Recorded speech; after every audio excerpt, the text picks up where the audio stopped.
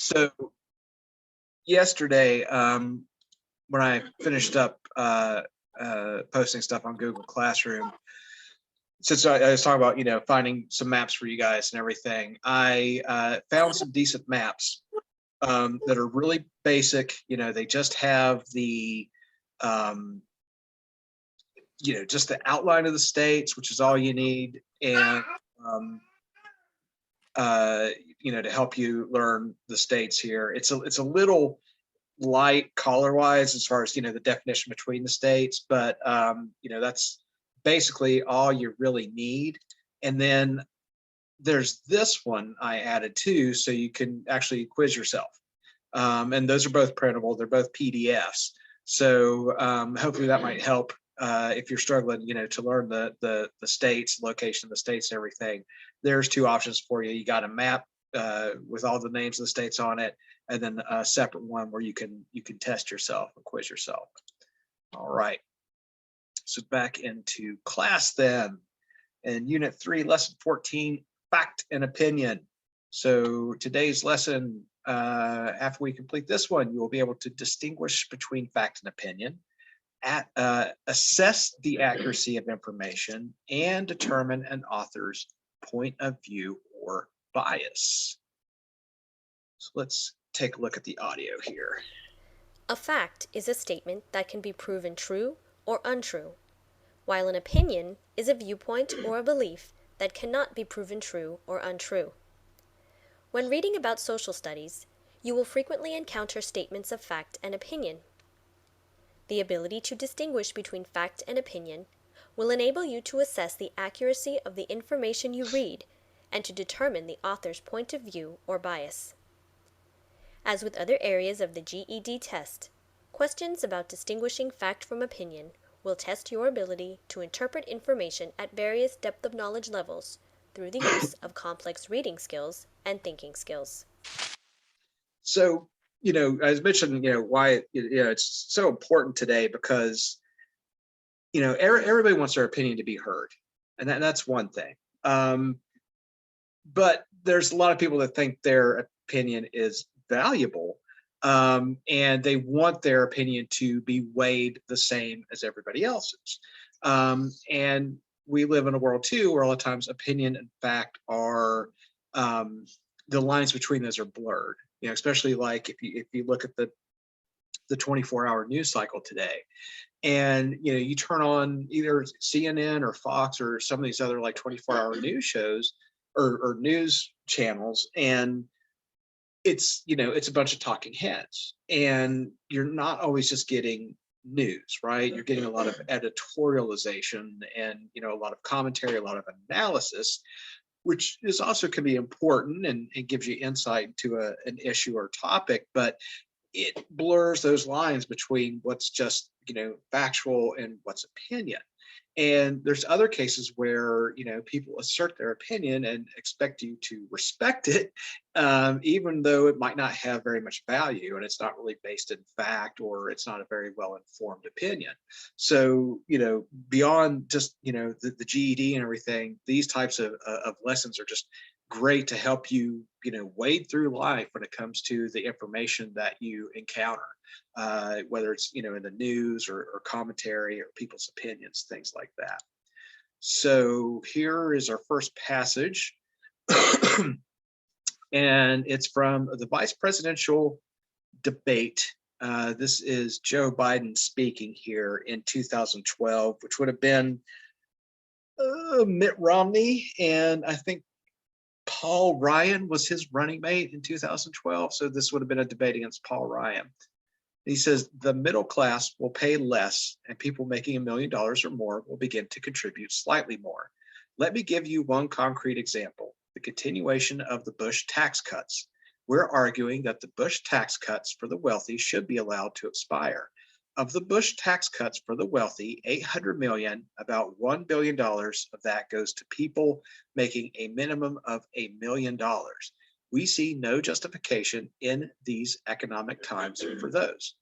And on top of that, they got another tax cut coming that's $5 trillion that all of the studies point out will, in fact, 250 million, yeah, 250,000 a year to those 120,000 families, and raise taxes for people who are middle income with a child by $2,000 a year. This is unconscionable. There is no need for this. The middle class got knocked on their heels. The Great Recession crushed them. They need some help. The last people who need help are 120,000 families for another 500 billion tax cut over the next 10 years. And that's Joe Biden's remarks during the vice presidential debate. Wonder whatever happened to that guy. So it's funny too, because I'm sitting there reading it and I'm seeing the breaks there, and I'm realizing it's like, well, it's Joe Biden talking. So I'm, thinking about his kind of, the way he speaks. That's what kind of got me laughing there. So underlined here, it says of the Bush tax cuts for the wealthy, 800 million, about $1 billion of that goes to people making a minimum of $1 million.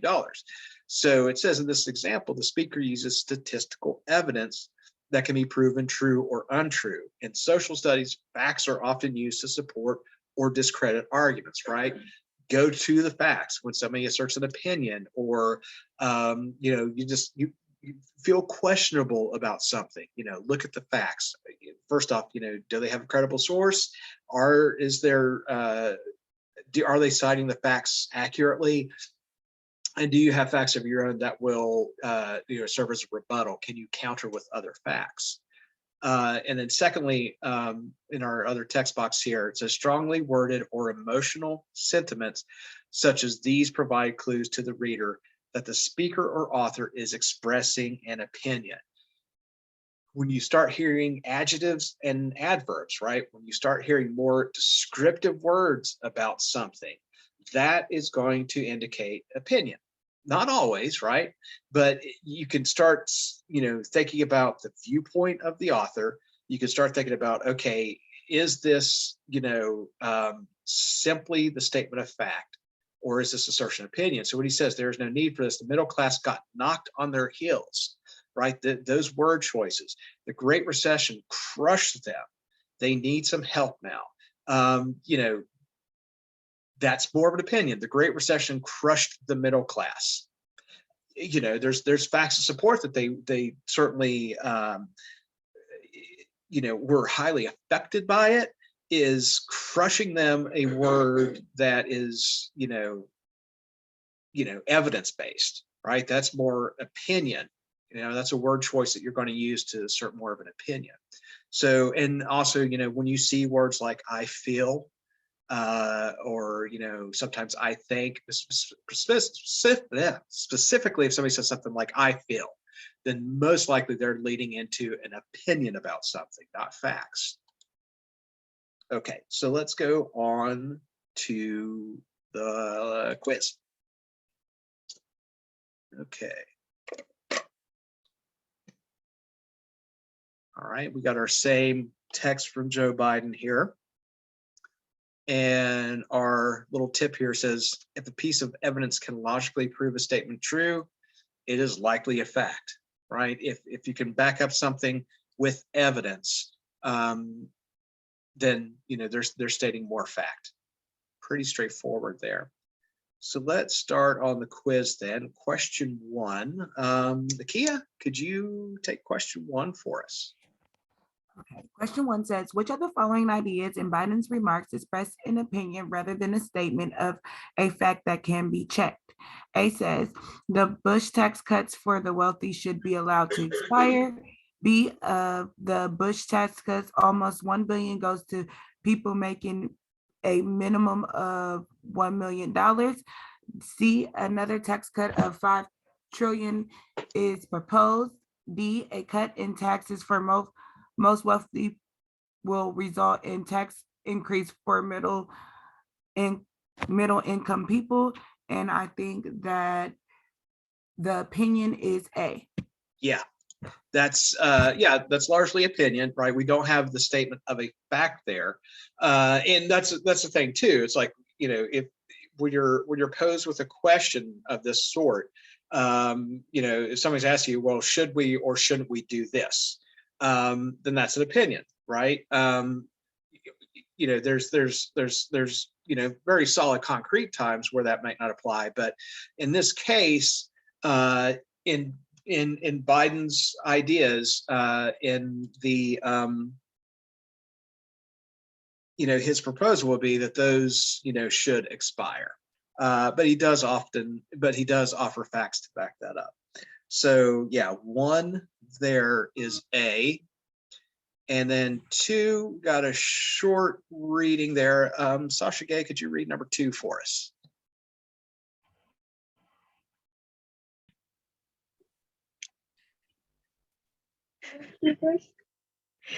A debate has grown in the United States between defenders and critics of the Electoral College system.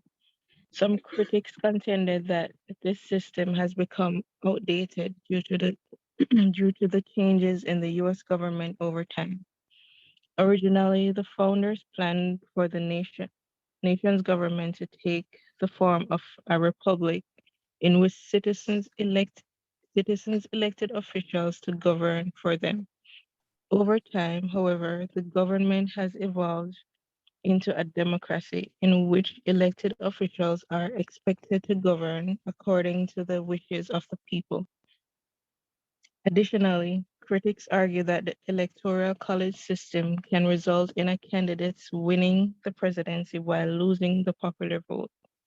This has occurred in 3 presidential elections.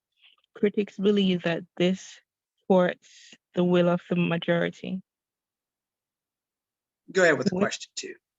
which of the following statements would a defender of the Electoral College cite to support his or her position?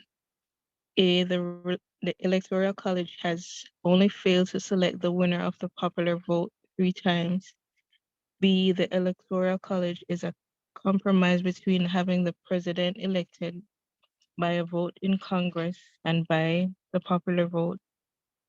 C, the Electoral College was established many years ago. D, the Electoral College is necessary to preserve a 2-party system.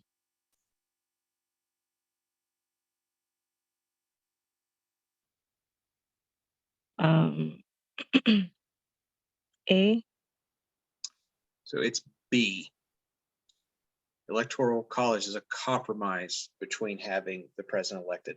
So, you know, thinking about, you know, somebody defending the Electoral College. So initially, you know, the general population did not vote for president. It was a vote by the other representatives in the U.S. government.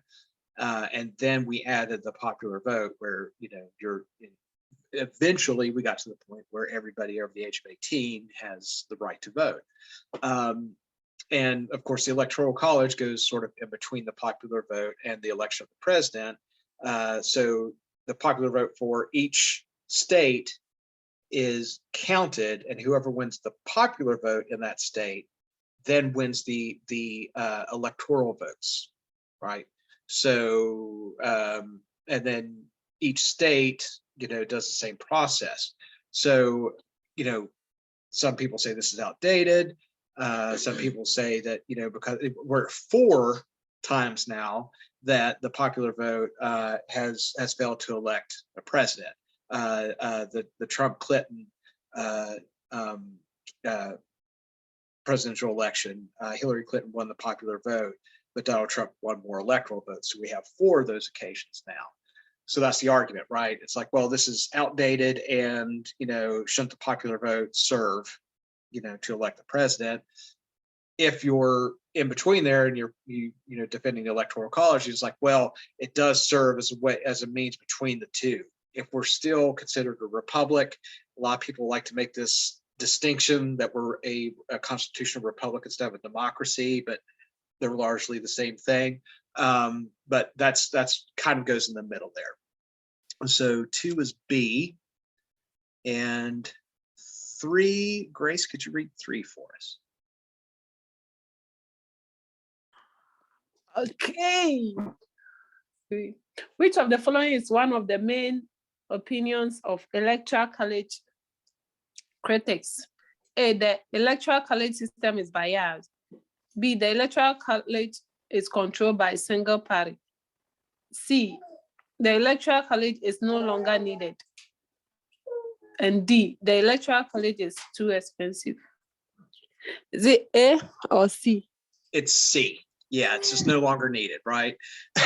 Anybody that, especially if you voted for the president that was failed to get elected and they won the popular vote, you tend to see that as, we need to get rid of this because, my vote isn't really counting. And so that's one of the opinions there that's stated. And see here, we have this, these are well-informed opinions, but they're still opinions. So you can say, well, I think we should eliminate the electoral college because it's, it's no longer needed. It's outdated. It's failed to elect the president of, the United States based on, 4 times now. If you're a critic of the electoral college, you'll say stuff like that. If you favor the electoral college, you might point out, it's like, well, this helps balance the vote across the United States.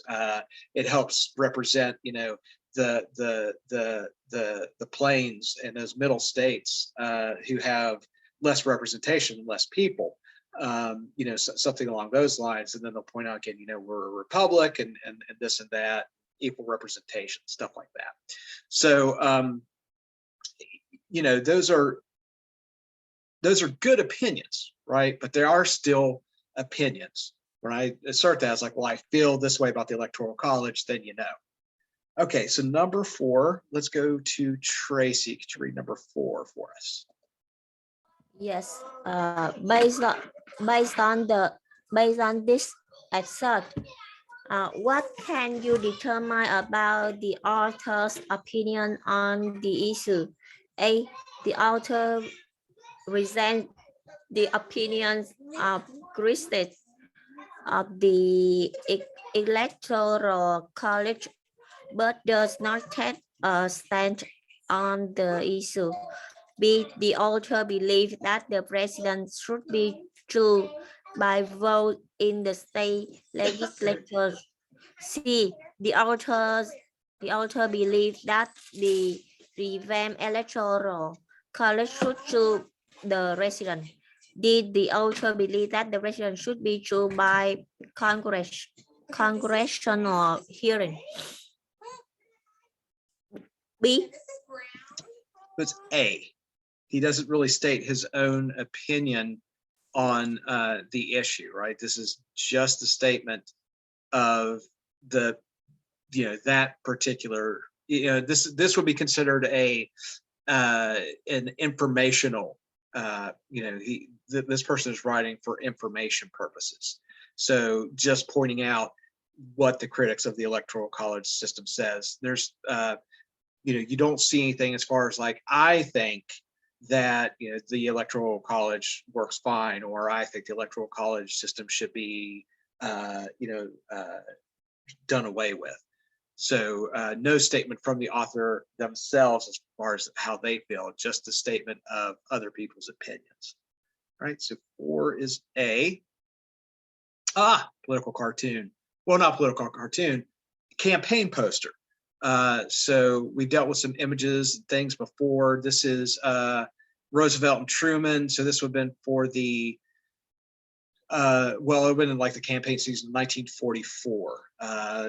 Roosevelt was reelected in 1944 and then inaugurated in 1945, in January or February 1945, and then passed away a few months after that. Harry Truman took office. So this would have been, Truman only served a very, he was not the vice president in Roosevelt's previous administrations. He was new to the administration. So when he took over upon the death of Franklin Roosevelt, he had only served about 2 months as vice president. That was the only executive experience he had at that time. But yeah, it says register and vote Democratic. Obviously, pulling for the Democratic Party here in Roosevelt and Truman. And then it says for lasting peace, security for all, right? You gotta, lead with your strong foot there. So let's take a look what that means overall. Christiana, would you like to read question 5?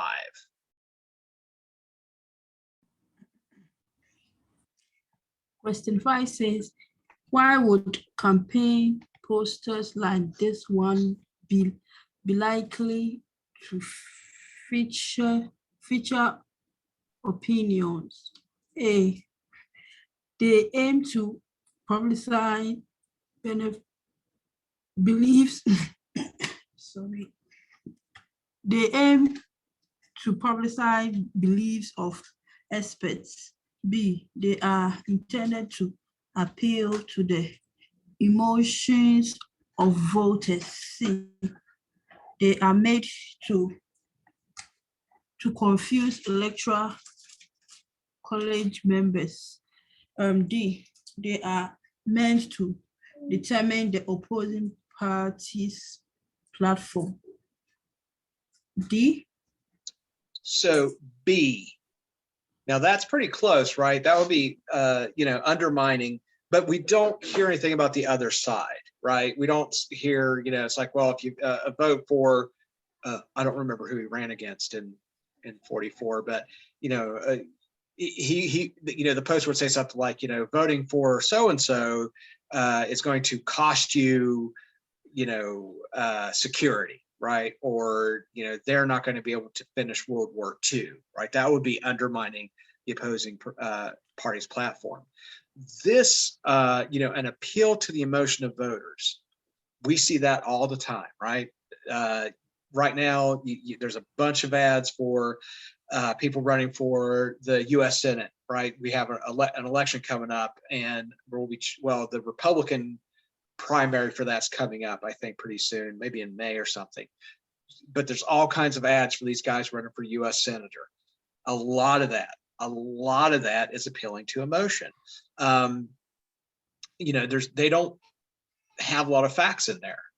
In this case, and this happens a lot too with presidential elections.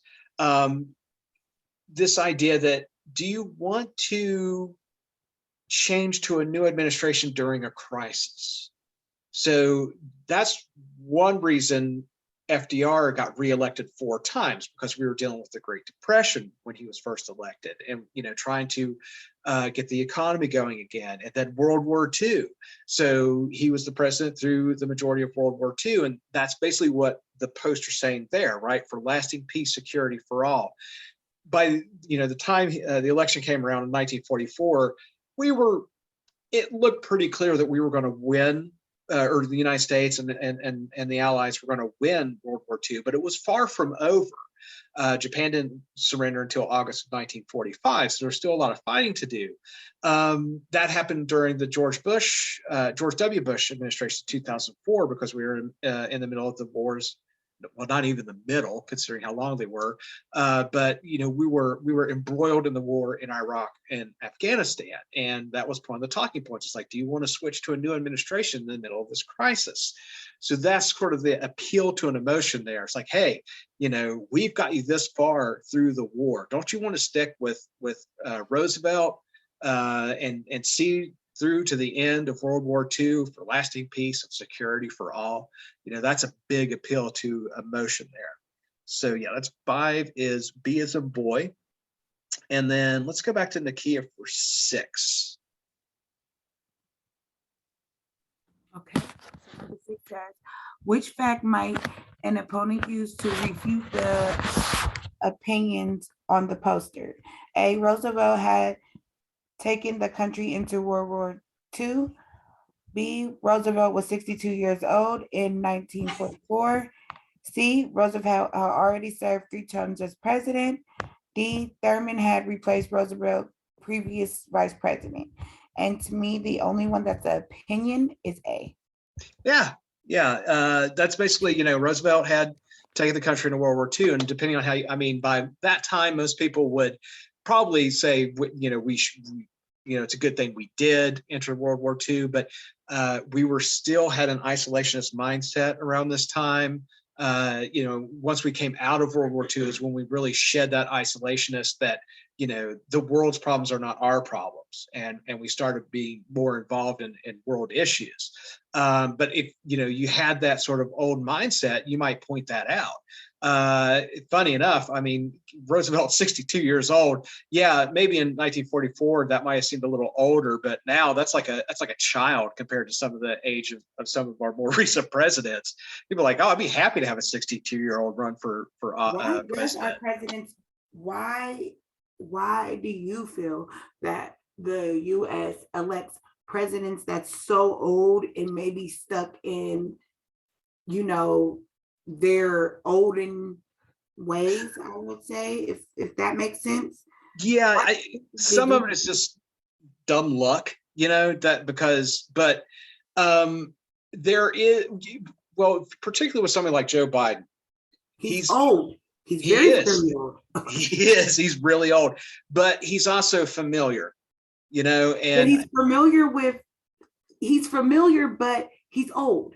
oh So yeah, it's a fact that when you get old, your mind starts to go blase, blase, blah. yeah. You be as healthy as an ox and still forget that your pen is in the other room when you're 70 plus. Right. No, I agree. It is silly that this keeps happening, and this last election really proved it. Right? It's hilarious that the Trump administration was talking about how old Joe Biden was when, and he's just as old. Yeah, he's like maybe I think 2 years younger, so something silly like that. But yeah, it's it has been the last few times. Now, of course, before that, it's we were a little more open to having Bill Clinton, Barack Obama, even George W. Bush. They're late 40s, early 50s, and like that. And I think just because lately, Trump had his whole cult of personality, and it made him, just rise to the top, just for various reasons why he wound up getting elected. I think we wound up with Biden because he was just sort of a safe bet. I feel like a lot of people tried to go with the total opposite of Trump when they selected Biden, but they made a mistake. But we're not going to go into politics. That's fine. But yeah, no, you're right. I mean, that's what I was trying to point out. It's like 62 years old today. It's like, well, that's like I would, that's like a child over 75, 80-year-old. Yeah. Well, hopefully, maybe keep our fingers crossed. We can get back to that. But yeah, and it kind of rolls into the experience, right? Because a lot of these people have served in the Senate or in Congress, and Yeah, I definitely get that you have to have certain criteria that you have to meet to be a president. But sheesh, they're old. Yeah. Oh, I feel you. I know where you're coming from. All right, let's go with Sasha Gay. How about finishing off the quiz here at number 7? Which would be the best source of truthful, unbiased information on the Roosevelt-Truman ticket to counter opinions expressed by the poster? A, the League of War Registers. B, the National Museum of American History. C, the Young Democratic Club. And D, the Republican National Committee. I was thinking B. B. Or B. Yeah, B as in boy there, right? National Museum of American History, which is just going to be basically, public intellectuals, which of course they can be biased as well. But the Young Democratic Club, probably going to be, in support of Truman and Roosevelt. The Republican National Committee obviously are going to be opposed to, right? Because they're going to have their own candidate. And the League of War Resistors, well, probably not, real friendly with the guy that, took the United States into World War II. Yeah, and then the guy that dropped the atomic bomb right next to him. So, that probably doesn't set well with them. All right, so let's take a look real quick here. That is the last question on the quiz. So, yeah, 1 was A, 2 was B as in boy, 3 was C for cat, 4 was A, 5 was B as in boy. 6 was A, and 7 was B, right? Let's take a look at our workbook here. So thinking about fact and opinion. So in order to distinguish fact and opinion in social studies materials, and just, generally speaking, even in science and other classes, we're going to be dealing with this in language arts too as well. So you must evaluate the statements that a speaker or author makes. Those statements that can be proven true or untrue are facts, while statements that cannot be proven true or untrue are opinions. Remember that opinions express a speaker's or author's view or beliefs. As a result, pay particular attention to words such as think, feel, and believe. These words often signal the expression of an opinion rather than a statement of fact, right? That's what it's talking about. I wouldn't lead with, I feel the gas prices are higher this year than they were this time last year, right? That's a fact. But if I said, I feel that Joe Biden is responsible for the gas prices, that is an opinion. You would have to really have a lot of facts to back that up, and that's a really complicated, issue anyway. But you see the difference there, right? I don't need to say words like think, feel, and believe for opinions, or I'm sorry, for facts, but I do need to often use those when I state my opinion.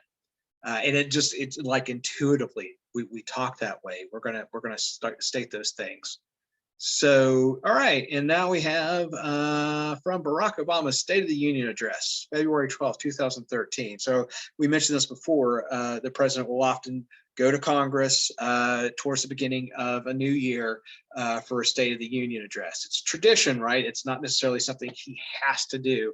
It's just been something that most presidents have done, except for inaugural years, right? Because that president had just taken office.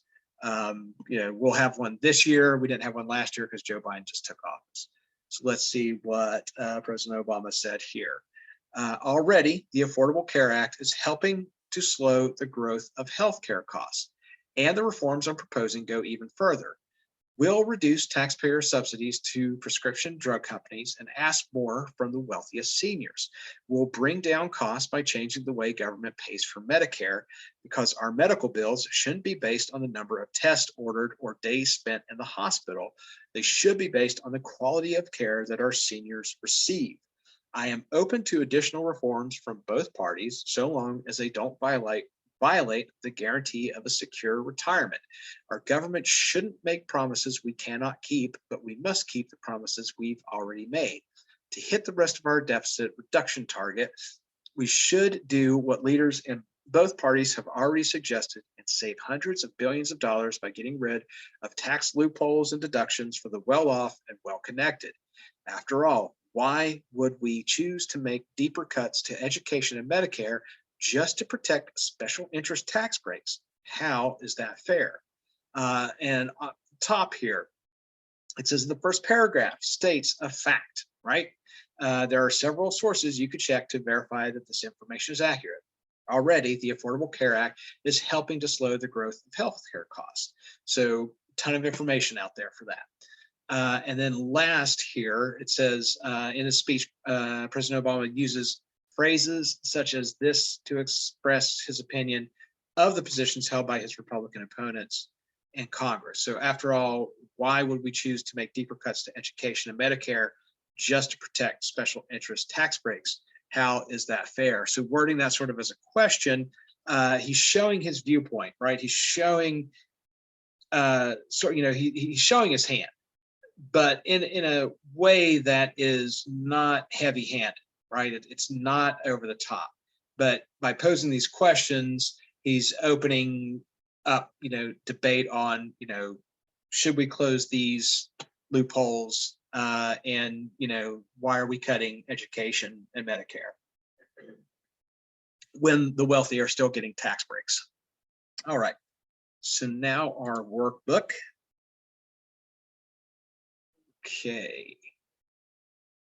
And for making assumptions. So in political speeches, you can generally assume that speakers will employ a combination of factual information and opinion statements in order to make their case, right? Any type of political speech, editorial, when we encounter that, they are taking a side. So if they're taking a side, there's going to likely be opinion involved. We can guarantee that. All right, and then our first question, Grace, do you read question 1 for us? Okay.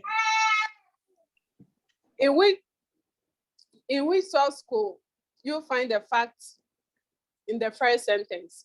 A dictionary of healthcare terms. B, a recent federal government report on healthcare costs. C, a political pamphlet written by the Republican Party. And D, a healthcare discussion on a television news show.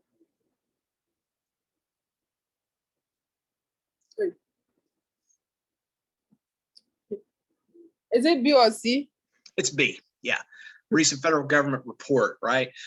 Now they could still be a little bit slanted, right? If it's coming from, we talked about this as far as like the websites and stuff, but it's going to have a lot of statistics. It's going to have a lot of data behind it.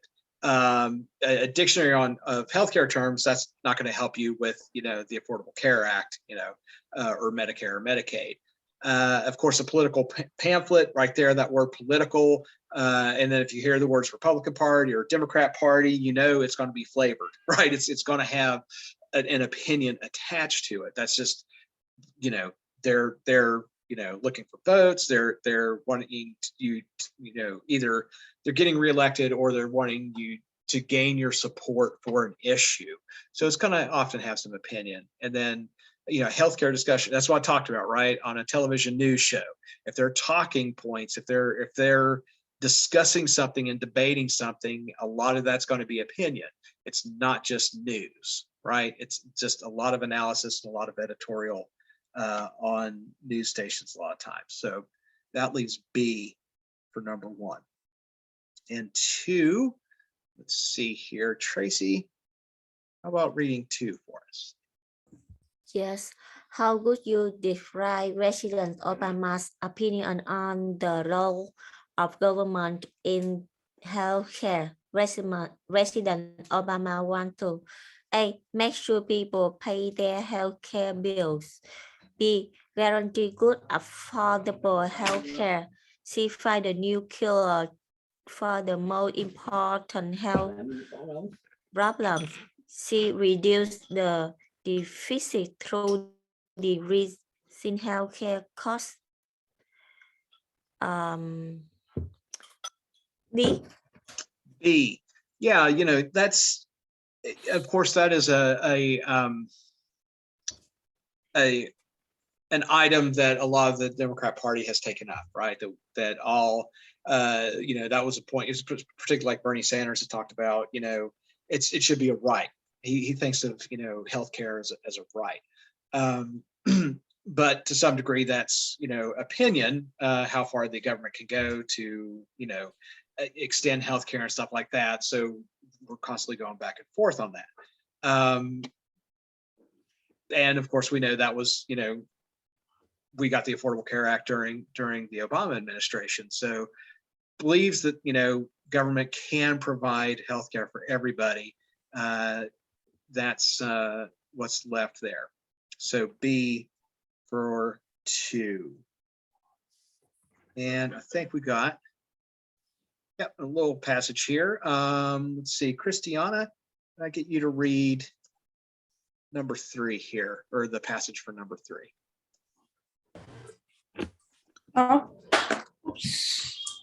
Okay.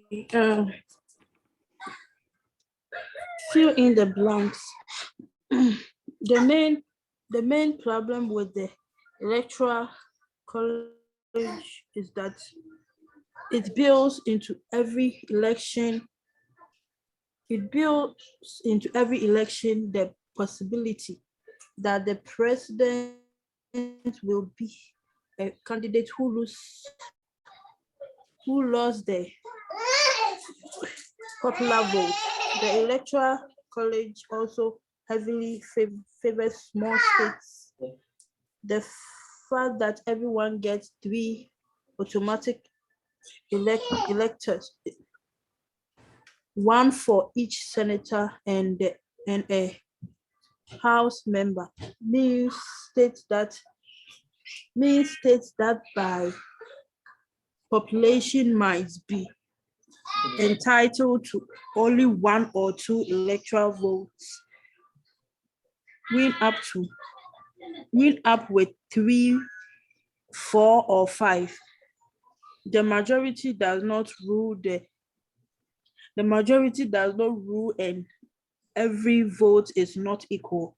Those are reasons enough for having the system, but there are other consequences as well. A few swing states takes on oversized importance, leading the candidates to focus their attention, money, and promise on a small slice of the electorate.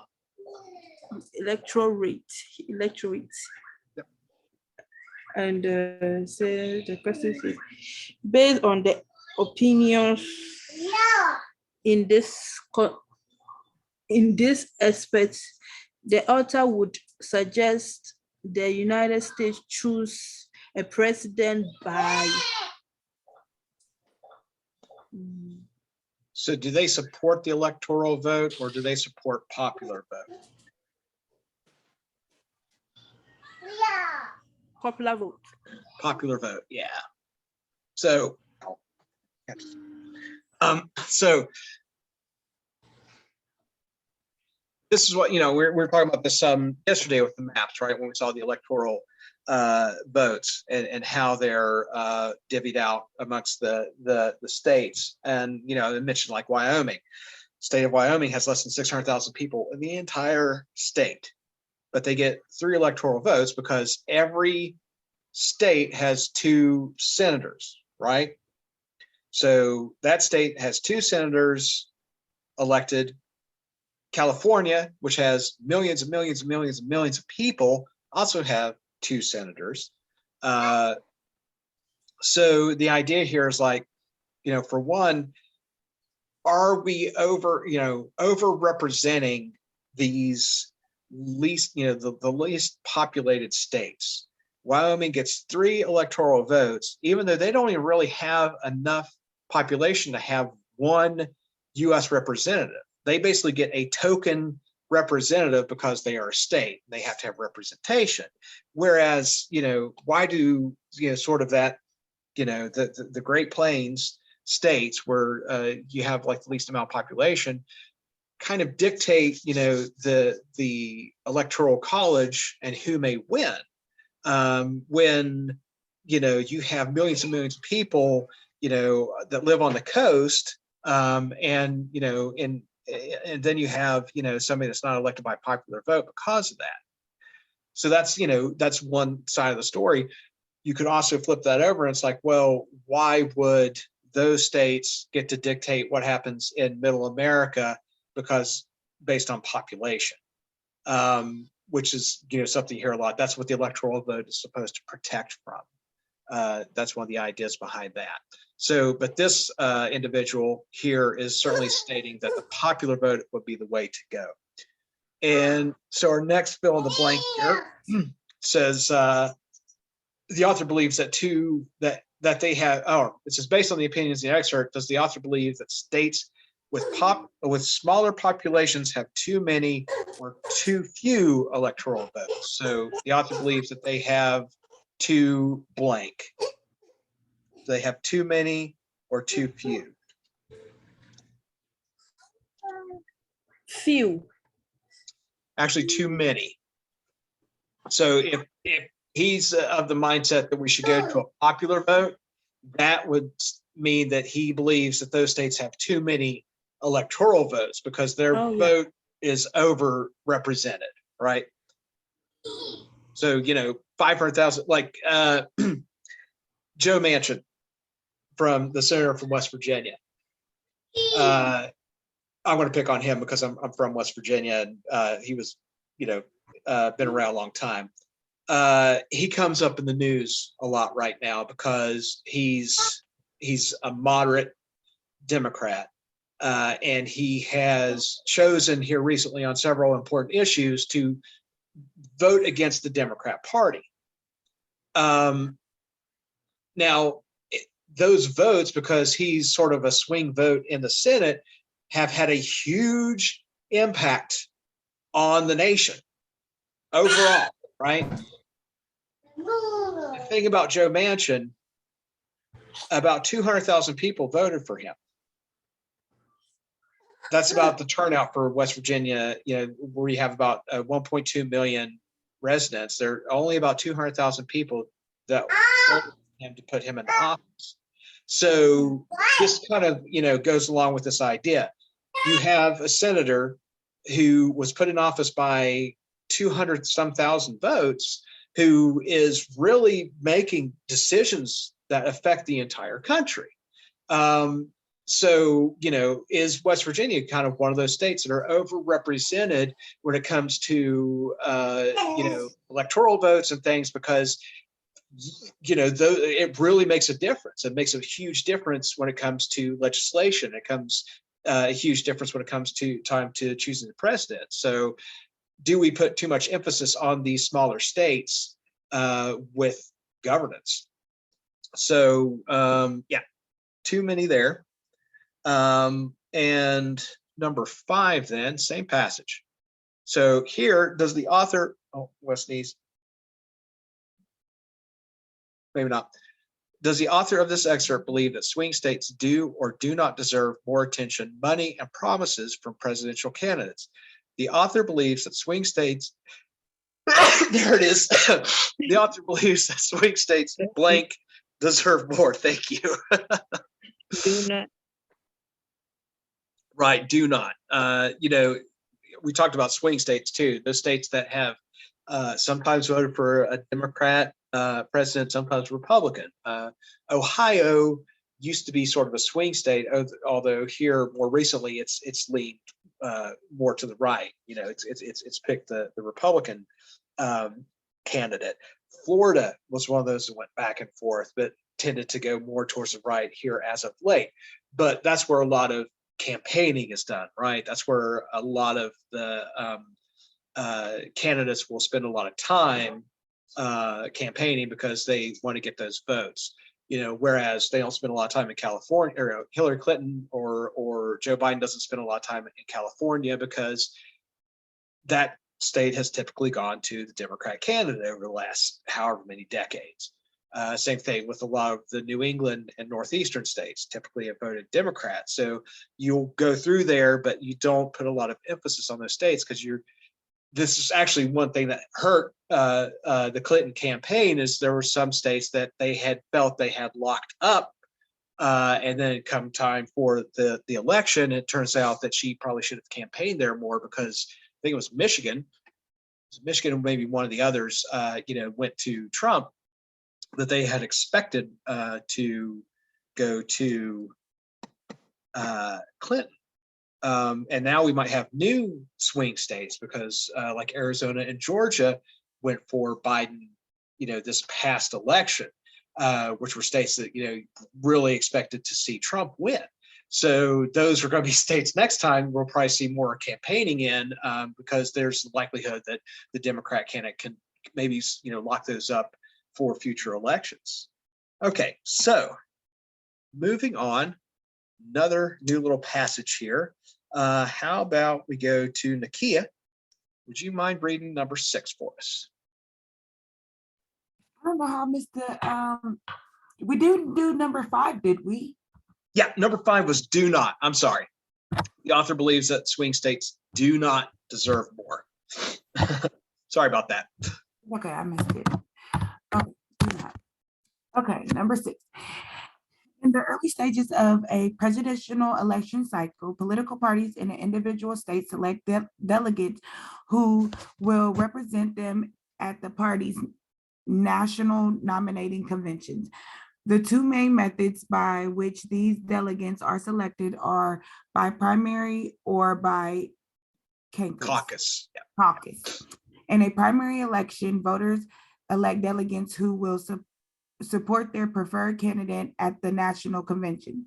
Ballots are cast in a manner similar to that of a general election. In a caucus, voters gather in groups at polling locations. At these locations, they listen to debates and speeches before a vote is taken. The question says, which conclusion is best supported by the information?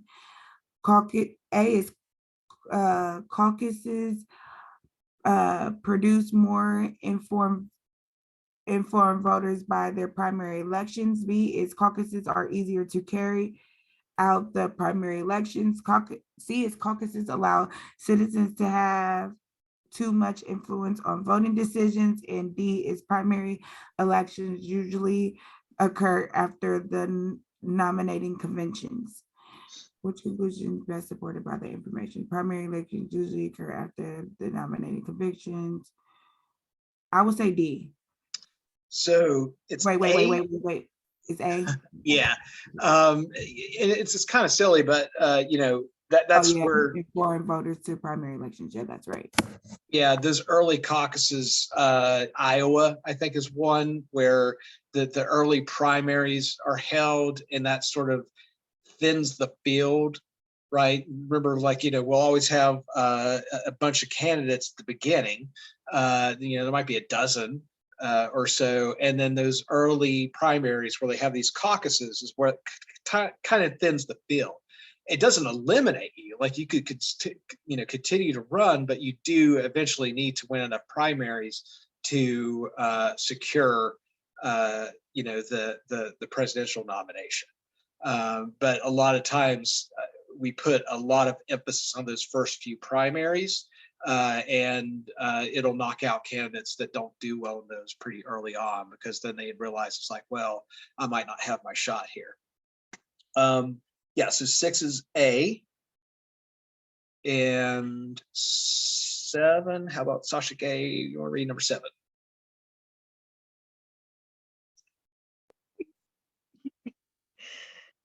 Which website would be the best source of unbiased facts about primaries and caucuses? A, the League of Environmental Voters. B, the Library of Congress Voter Project. C, the Democratic National Committee. D, the Texas Republican Party. Is it B? Yep, B. Library of Congress, right? The other ones would have a bias. Obviously, Texas Republican Party, Democrats. It's going to be flavored with that candidate. It's going to be flavored with that party, with their agenda, with what ideas and opinions they support. Library of Congress, we talked about as far as like certain government websites and government institutions. Library of Congress holds so much information, and it is going to be one of your best unbiased sources to go to. So B as in boy for 7. And let's see, we got the same. No, we got another passage here. Grace, could you read passage for number 8 in the question for us? Okay. During presidential elections, the National Democratic and Republican parties have many responsibilities. The national parties must plan conventions, coordinate presidential debates, and assist their candidates in fundraising efforts. The national political parties also have the authority to refuse to acknowledge state delegates who they believe were chosen inappropriately. While the Democratic Party awards state delegates to candidates based on the percentage of the popular votes they receive in the primary, or is it caucus? Yeah. The Republican Party allows states to choose either proportional representation or a winner-take-all plan. Under such a plan, the winning candidate of a state's primary or caucus receives or of that state's delegates. You continue the question? Yep. Okay, question. Which of the following statements best describes this passage? A, the passage features many facts and no opinions. B, the passage is mostly facts with a few opinions.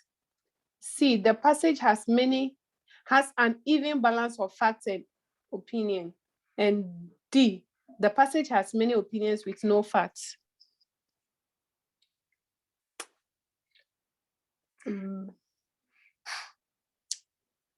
A or B? A, yeah. Passage, it's basically facts, right? It doesn't assert an opinion anywhere. It doesn't say the way, the Democratic parties, the way they do it's better, the way the Republican Party does it better. It just offers just facts about how they choose the presidential candidate and what those national committees do, or national parties and conventions do. So yeah, straight up, just facts. All right, and number 9, our same passage. Tracy, could you read number 9 for us, please? Yes. Which of the following opinions could this alter likelihood if a Republican presidential candidate lost a closely contested primary election? A national political parties should insist on holding state caucuses. B, the state in which the primary was held should employ proportional representation. C, parties should tighten restriction on campaign fundraising. D, all candidates should be given input into the planning on the nominating convention. Republic. D. So B, they may reevaluate if they were of the opinion, the Republican presidential candidate lost a closely contested primary election, they might have the opinion that the way that they divvy out their votes may need to be adjusted, and that would be a straightforward opinion there. All right, so 9 is B as a boy. 10, same passage. Christiana, could you read 10 for us? Okay. It says, which of the following statement can you conclude is true based on the passage? A, the Democrats and Republican Party have different duty during elections. Candidate plan national convention. Candidate plan national conventions. The Democrat Party has only winners take all primaries. The Republican Party allows more flexibility in how it chooses candidates. Is it A? It's D. So the Republican Party allows more flexibility. It's one system for the Democrats. It's simply that they award state delegates to candidates based on the percentage of the popular vote. So it doesn't matter which state or what part of the country, all the same manner. The Republican Party allows states to choose either proportional representation or a winner-take-all plan. So there's a little more flexibility there. There's 2 different things in play. So that leads us with D. Okay. D is in dog for 10 and 11, and we have another new passage. Nakia, could you read number 11 for us? The passage, please. Okay, number 11. In the presidential election of 2000, Democratic candidate Al Gore won the popular vote. Yet it was the Republican candidate George W. Bush who took the oath of office as president a couple months later. With neither candidate having enough electoral votes to win, the election came down to which of the candidates would win Florida's electoral votes. When a machine recount resulted in only a 327 vote lead for Mr. Bush, Mr. Gore demanded a manual recount. The Bush team objected. During the weeks that followed, a series of lawsuits ensued. Mr. Gore attempted to continue the recount, but Mr. Bush wanted to stop the recount while Bush was ahead. After Mr. Gore received a favorable ruling on the recount from the Florida Supreme Court, Mr. Bush asked the U.S. Supreme Court to decide the question once and for all. In an unsettling 5-4 decision, the Supreme Court stopped the recount, stating that it was unconstitutional. By doing so, the court handed George W. Bush the presidency. The court also granted the final vote count would never be officially known. Question: which phrase taken from the passion above indicates an opinion? A. Yet it was Republican candidate George W. Bush who took the oath of office as president. That's a fact. Okay. B, when a machine recount resulted in just a 327 vote lead, Mr. Bush, Mr. Gore demanded a manual recount. That's a fact. In an unsettling 5-4 decision, the Supreme Court stopped the recount and stated that it was unconstitutional. And then D is the Bush team objected. That's a fact. So C? C, yeah. And again, it's all fact, except for one thing, right? This little word right here. That was their opinion that it was unconstitutional. Well, yeah, and well, no, that's not a fact, because if 5-4 came to a decision that to stop the recount, it was an opinion on every person.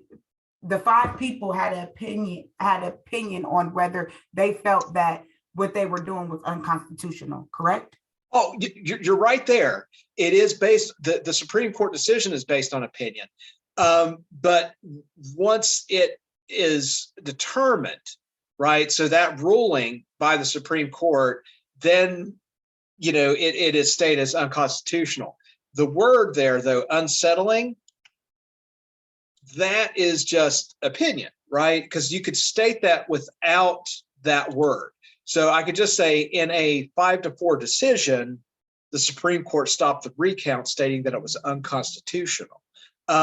So that would just be, fact. It would be opinion that, it's based on a Supreme Court ruling, which is based on opinion. Definitely. But that statement itself is fact, that they did so, that they made that decision, determined it was unconstitutional. It's just a statement of fact. The word unsettling, though, that's a matter of opinion, right? Is it unsettling that it was a 5-4 decision? Well, that's just based on how you feel about the ruling. It's a close one, yeah, and if you wanted Gore to win, you might say it's unsettling. But if you're a Bush supporter, you'd be like, nah, that's good. That's a just 5-4 decision. That was a very wise 5-4 decision. So yeah, those little words you sprinkle in there to flavor something will really change the idea from a fact to an opinion. So unsettling is that word we're looking for there. Yeah, so C for 11.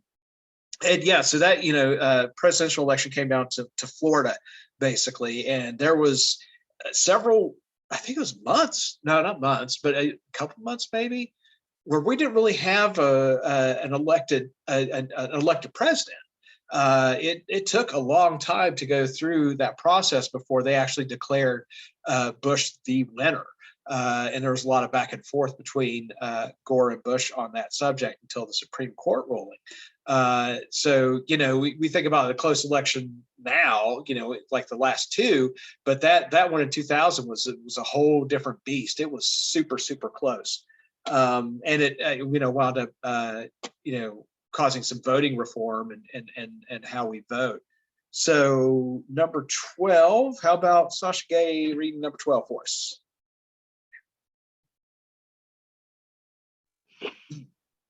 In which of the following ways are opinions most obvious in this passage? There are no statements of facts. B, George W. Bush is portrayed as dishonest. C, the article claims that Al Gore could not have won the election. And D, the article makes the Supreme Court sound partisan. I'm going to say A. So D. There's plenty of facts in there, but they offer some opinion as well. Now, I didn't really hear the passage. Yeah, so the remember we talked about the idea of partisan, right? That's basically defined as split between party lines. So split between the Republican Party and the Democrat Party. When you accuse somebody of being partisan, then you're accusing them of taking one of those sides, taking a particular side in politics. In this case, when the author says in an unsettling 5-4 decision, that's implying that the Supreme Court took a partisan role in the election of George Bush in 2000 by stopping that recount. So it's subtle, right? This is what we're looking for. Sometimes those things you have to, really think about the word choices. Is there sort of a tipping their hand that there's some bias in there, that the author is leaning one way or the other? The rest of that article or the rest of that little passage is fact driven, as far as what happened, what occurred, the numbers are right and all of that. But there's a little part there with word choice that makes the difference. So 12 is D as in dog. And let's see, I'm gonna go ahead and read this one here. In September 2012, the New York City Board of Health approved a ban on the sale of oversized sugary drinks in New York City. I remember this. Although the ruling was an attempt to improve the health of New Yorkers, many people believed it was an attack on individual rights. When the ban was struck down in March 2013, an irritated Mayor Michael Bloomberg said the city would appeal the decision. This is an excerpt from his statement. Okay, so this is Michael Bloomberg speaking here. If we are serious about fighting obesity, we have to be honest about what causes it, and we have to have the courage to tackle it head on. 70,000 people will die of obesity in America this year. 5,000 people in New York City will die of obesity. Now, the best science tells us that sugary drinks are a leading cause of obesity. Some people say just talk about the problem, raise awareness, and hope that results in change, but it's not enough to talk and it's not enough to hope. We have a responsibility as human beings to do something, to save each other, to save the lives of ourselves, our families, our friends, and all of the rest of the people that live on Earth. And so while other people will wring their hands over the problem of sugary drinks in New York City, we're doing something about it. So, Grace, you want to read question 13 while I take a sip of my sugary drink? Okay. What is the best description of Mayor Bloomberg's statement? A, the passage is all facts and no opinions. B, the passage is all opinion with no facts. C, the passage is mostly unsupported claims. And D, the passage has a couple of opinions, but also has several facts.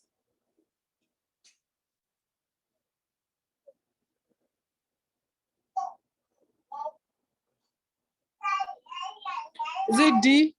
Yeah. Yeah, I mean, it's certainly opinion, you know, but there are facts in there as far as, when he states that, how many people die from obesity, the problem with, he has numbers in there as far as the relationship between sugary drinks and obesity and the health of Americans and things of that nature. But it's also opinion oriented, right? When he talks about doing something to save each other's lives, to save the lives of ourselves, our families, our friends, and all the rest of the people, it starts getting into some opinion there. So D is a dog for 13. And then 14, Tracy, you read 14 for us. Yes. Which of these statements from Major Bloomberg is a fact? A, we have a responsibility as human beings to do something. B, the best science tells us that sugary drinks are a leading cause of obesity. C, it's not enough to talk and it's not enough to hope. D, if we are serious about fighting up obesity, we had to be honest about what causes it. We have A, we have a responsibility as human being to do something. B. B, Yeah. yeah. Yeah, because that's basically a fact. Science points towards the idea of sugary drinks leading to obesity. That's a statement of fact. Is it our responsibility as human beings to do something? That's a matter of opinion. Maybe we should, maybe we shouldn't. It's not enough to talk and it's not enough to hope. But it's also opinion. If we are serious about fighting obesity, we have to be honest about what causes it. Those are well-informed opinions. And that's what led him to the idea of trying to ban like big gulps in New York City. But that's also leads to opinion beyond the statement of fact there. And let's see. Bill Clinton's closing remarks at the presidential debate. Christiana, you want to read this one for us? Okay. Number 15 says, from Bill Clinton's closing remark at the presidential debate, October 1992.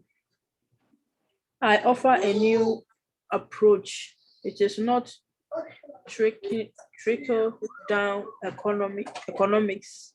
It is been tried for 12 years and it is failed. More people are working harder for less. 100,000 people a month losing their health insurance, unemployment going up, our economy slowing down. We can do better.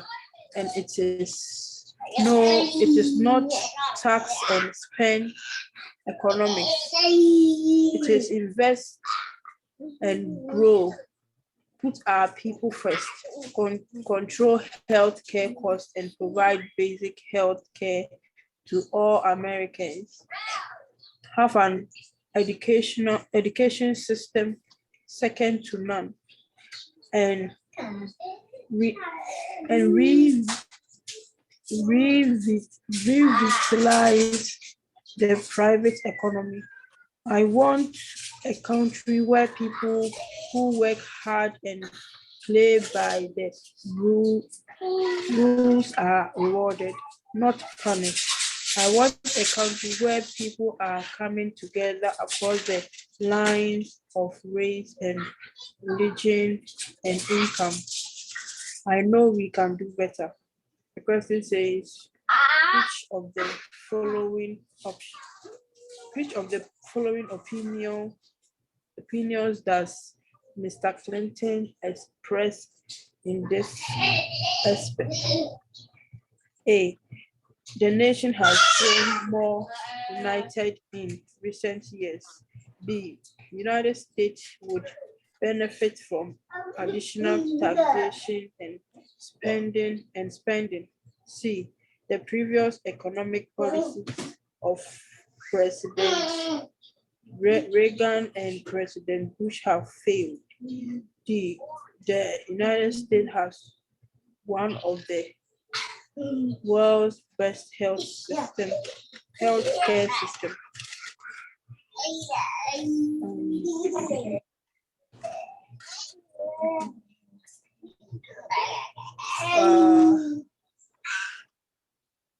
Is it B? Okay. C. Now you would need a lot of information to determine if that was the case, right? If the economic policies of President Reagan and President Bush have failed like completely. What you have here in Bill Clinton stating that is more of an opinion. He could look, if you want to state some facts about, inflation or unemployment or things like that, he could state those, but making sort of a broad generalization about the failure of Reagan and Bush economic policy is more of an opinion. So 15 is C. Okay, yeah, C for 15. And how about back to Nakia for 16? So number 16 says, in which of the following areas does Clinton provide effect? Okay, and A says the environment, B says the healthcare, C says energy costs, and B says religion. And I would have to, does he provide effect? I would say, sorry, give me one moment. Don't tell me either. Just give me one moment. Okay. Healthcare? Yes. Yeah, healthcare, right? Pointing to healthcare costs. He says it's invest and grow, put our people first, control healthcare costs, and provide basic healthcare, have an education. He says, more people are working harder for less, 100,000 people a month losing their health insurance. That's a statement of fact, right? Usually if you see numbers, and you see very specific numbers, that's going to tell you it's a fact. You could, maybe look at their source of information, as far as its accuracy, but they are taking something from, either a government site or something like that, or, some studies, some statistical findings to make that assertion. And that is assertion of fact. All right, and then Sasha Gay, finally for 17, we'll finish off here.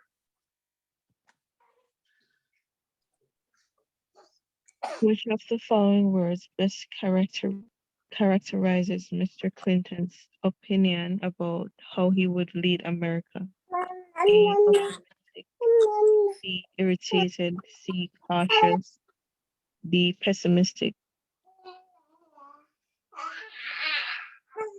A or C, A or C? A, yeah, he was optimistic.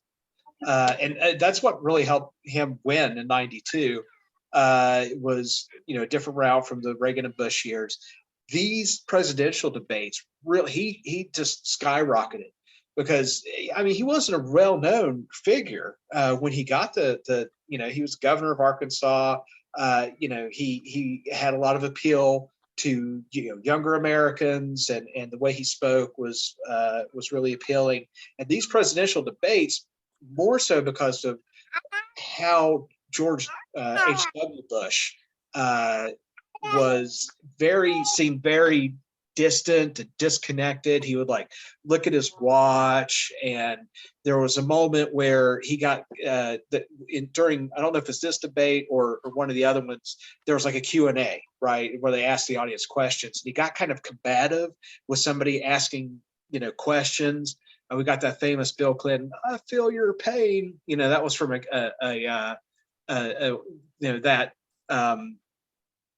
presidential debate, and he just connected a lot with the voters through those debates, and that largely what set him over the top for that presidential election. So let's submit our answers. Okay.